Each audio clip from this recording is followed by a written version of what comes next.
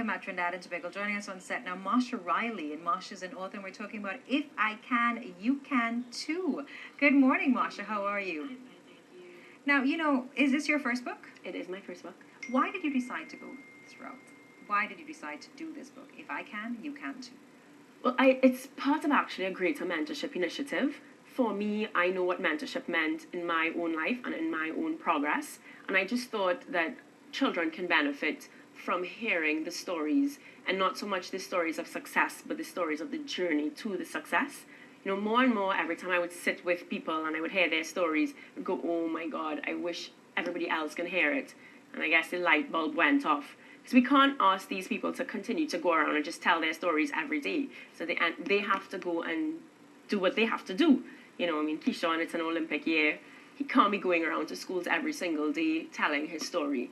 But if I can capture it, then I can tell the stories on their behalf. And hopefully it will have the same impact that it had on me. Did you know that Mailing's first internship was limited to odd jobs in a fashion house? And Rhea Ramrine collected coins she found at the side of the road to afford gym. We also know of the success of all of our local heroes. We see the cars that they drive and the fancy homes in which they live in. But we cannot see the many stories behind the success. How did Keyshawn Walcott how did he transform from doing odd jobs to afford coaching to become the first ever Caribbean athlete to win a field event at the Olympics, and how John Rahal, despite his humble beginnings, rose to become one of Trinidad and Tobago's top entrepreneurs? How did you choose the people to be featured? Well, I have a bank full of interviews. So there will be a constant release of books. It's a children's book, so I couldn't put like 20 people. Yes. You know, I'm gonna lose it. So I said, for a time, I went with a mixed ethnicity, a mixed intelligence in terms of you have the body smarts, which would be the athletes, and you have the creative, and you have the business people.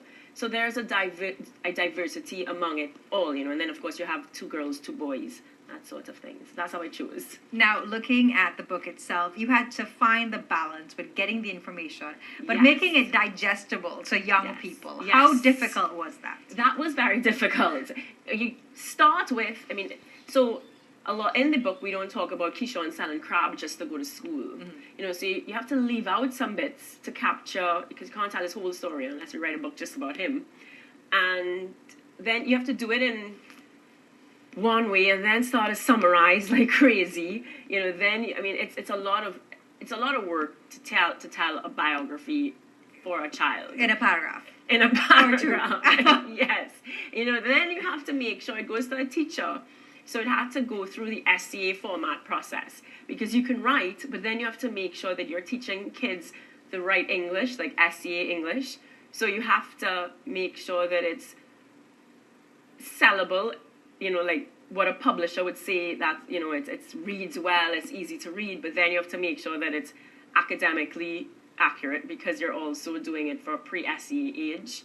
So there were some challenges, but you know, everything works out. Now, I see that you also have, because the balance with children's books, you have to make it colorful, and pictures are a must. Yes. I think even for some adults, we should do it that Well, way. you know, it's, as a matter of fact, my little brother, he's 25 years old and he hates to read. He thinks reading is very boring, and I've given him tons of inspirational biographies to read.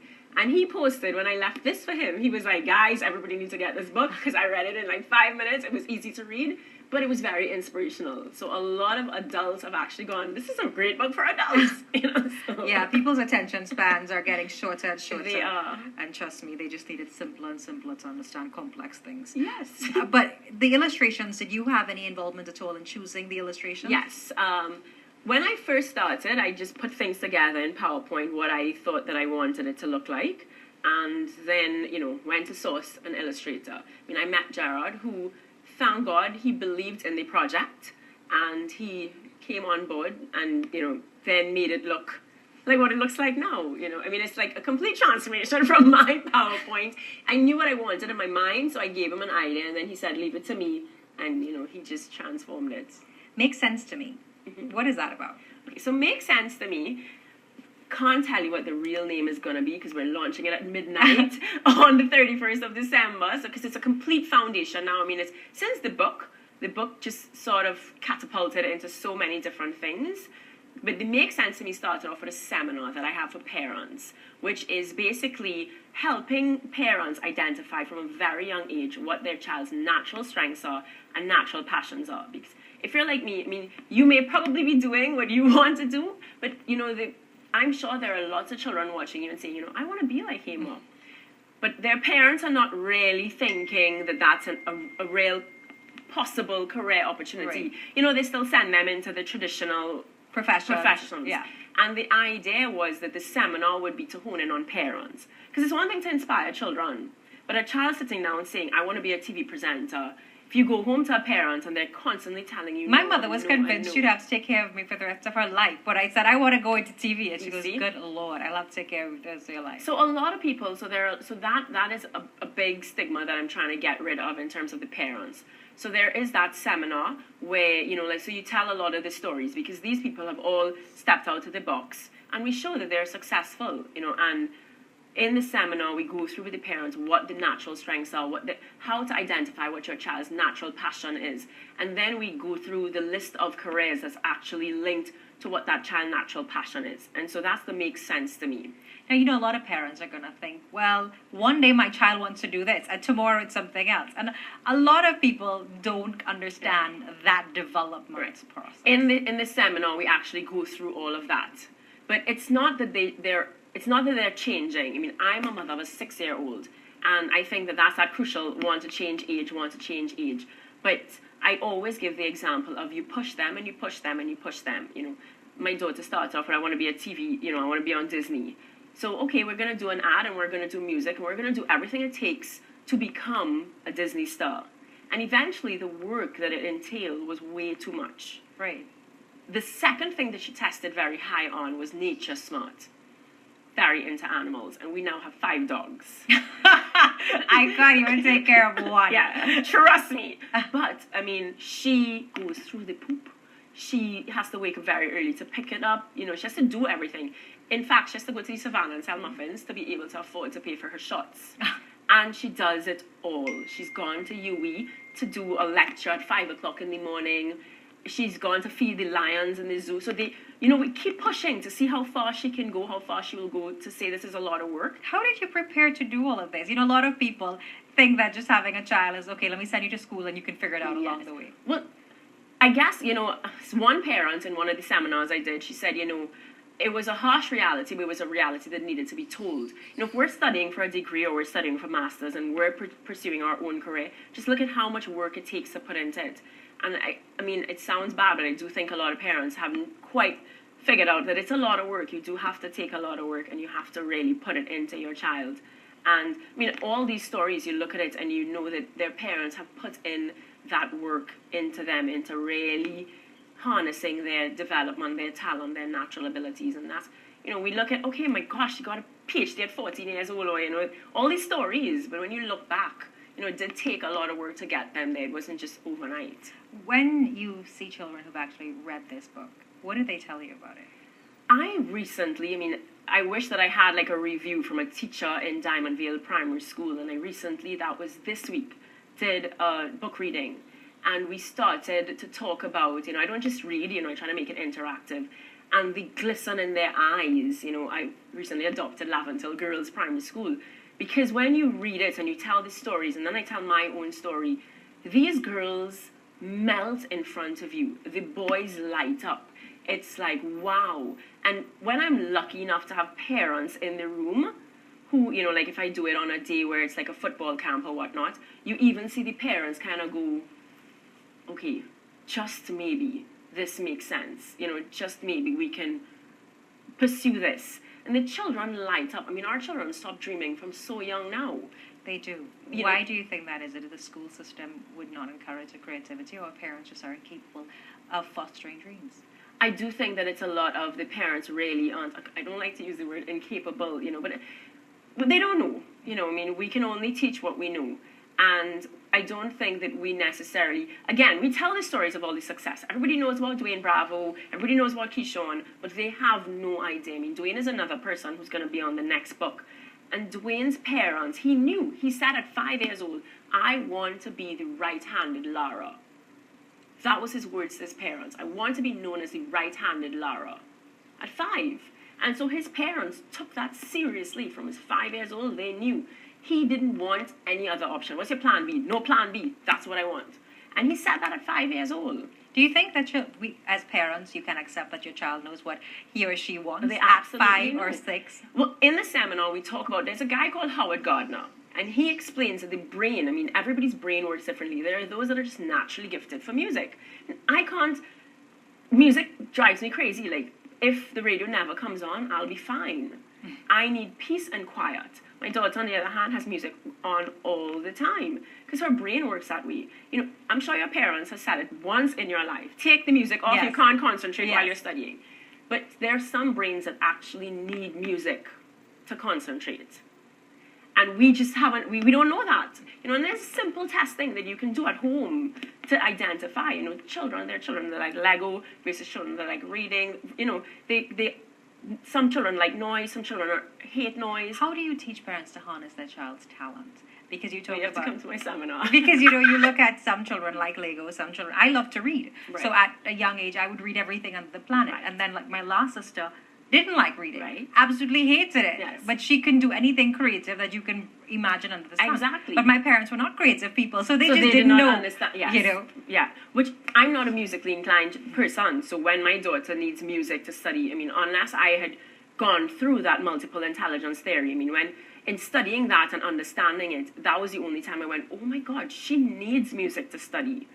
You know, and I mean, again, it's just through studying, it's through working at it. And I mean, I try to break it down as simply as possible because for me, I'm not the like super genius that loves to read. So I guess that's why I go down the simple road. And I've made this seminar very, very simple for parents. You know, and my dream really is that's why I'm here, because I don't want people to have to pay for this. You know, I want it to be free so parents can come and they could just learn for free how to harness their child's natural strengths and abilities. You know, and it's you know, I guess that's just my dream. Now, you know, your next installation of this book, who would be featured in the next edition? Well, we have a few. I haven't quite figured out whether it's going to be. I'm trying. A lot of people are telling me that Karen Pollard has a great story, but I can't put Karen and Dwayne, and I love Dwayne's story. So he's probably going to be. You know, you have that big person. Yeah. So Dwayne was probably going to be the next big person.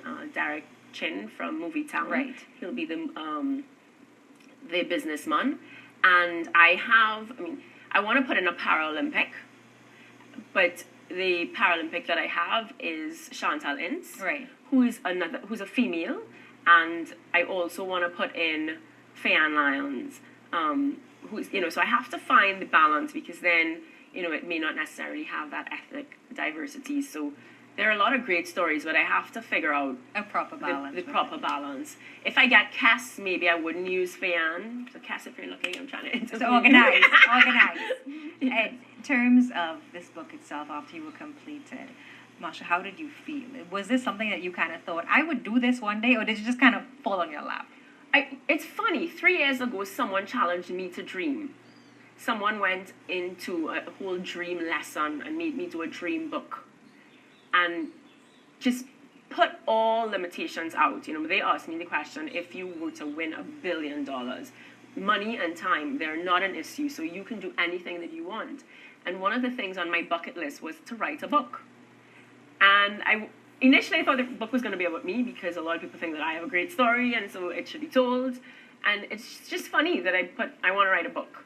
But I just knew that I want to inspire. I've come from humble beginnings where what I thought I wanted to earn, you know, I ended up earning 5 times that amount, because my vision was just there. Yeah. You know, no one in my family owns a home, so to own a home at 24, you know, it was, so I always wanted to say, so possible, it is so possible.